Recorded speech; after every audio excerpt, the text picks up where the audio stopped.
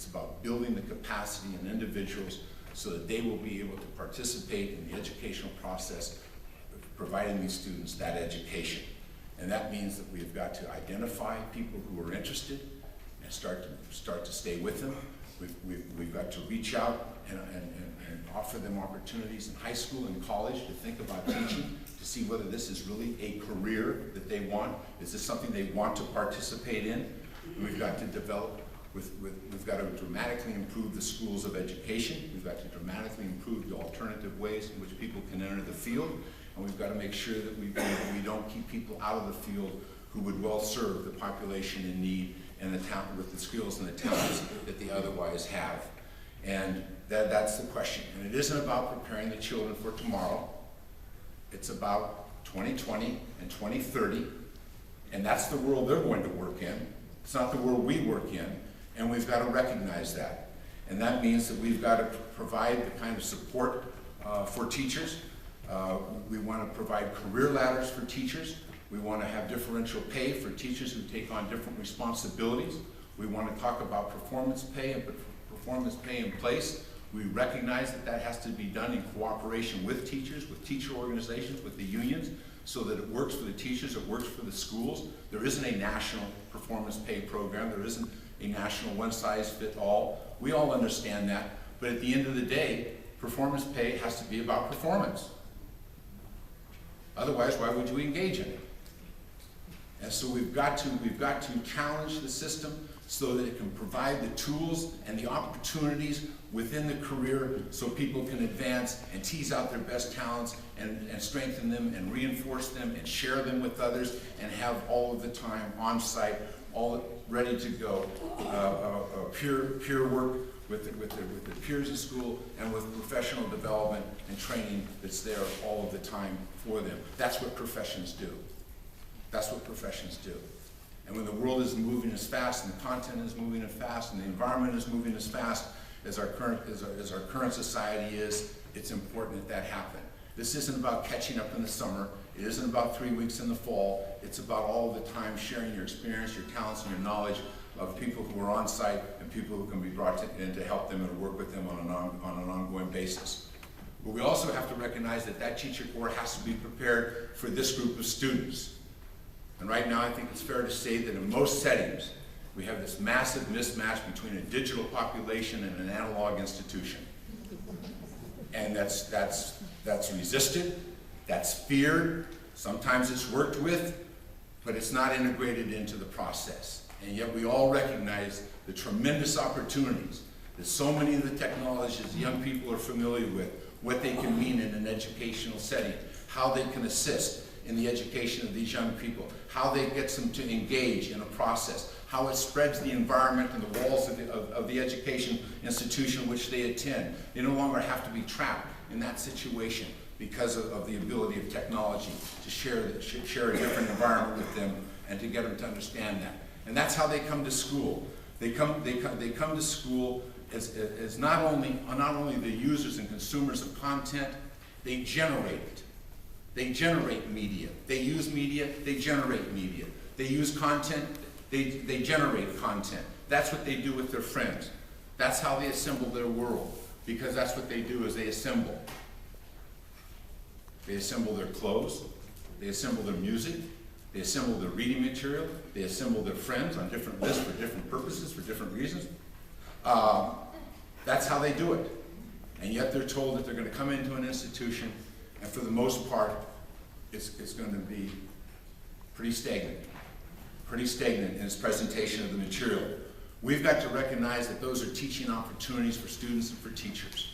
We've got to recognize that the integration of that digital population into this system requires different talents, different expertise, and we've got to make sure that the teaching corps today and in the future has the ability to do that. That's a challenge, and it's fundamental. There's a lot of things we can do, but if we do not have that kind of capacity in the teaching force, many of the other things we do in Washington, D.C. trying to improve education won't mean much of anything. Just won't get the kinds of returns that we think is so important to do this. And if we look at this, and you go back to that definition of the people who are operating on the edge of the 21st century, who are thinking about the future every day, who can never sit still and be complacent. They talked again about students, not who had facts, not who knew when Columbus sailed or when he didn't sail, when the Civil War was or wasn't, because these students know where those facts are. They Google them. More importantly, that they understand the ramifications of those events and what it meant for that to take place at that time. Because again, they're going to be asked to work with others to assemble solutions, not the answer, but a solution to that complex problem, which may only be the part of a much larger complex problem. And that's how they're going to work. And that's how they're going to be called upon to think. And that's how we have to be able to respond to that need as we think about teachers in the future and we think about how we're going to support them. It's absolutely critical that we understand this, that we don't use this as off-putting, that somehow these kids have got to set this all aside. Right now, for the most part, the school and the schoolroom don't look like any other experience in the rest of their life. It's absolutely foreign to them, comfortable to us. That doesn't mean everything they do is good and everything we do is wrong. But somehow we've got to understand how we've got to incorporate their talents, their willingness to be open to new ideas. I just visited a program in a high school in my district. They had a project they had to build, maybe this is a project that other schools use, but you had to build a memorial to honor the Black Panthers. You had to build a memorial to honor Dr. King. You had to build a memorial to honor the women's movement. You had to build a memorial. These kids never heard of the Black Panthers. One boy says, we have my uncle, when he lived in Oakland, he remembers the Black Panthers.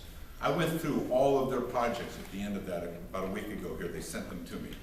Remarkable integration of media, facts, information, interpretation, understanding, history, location, all of it pulled together.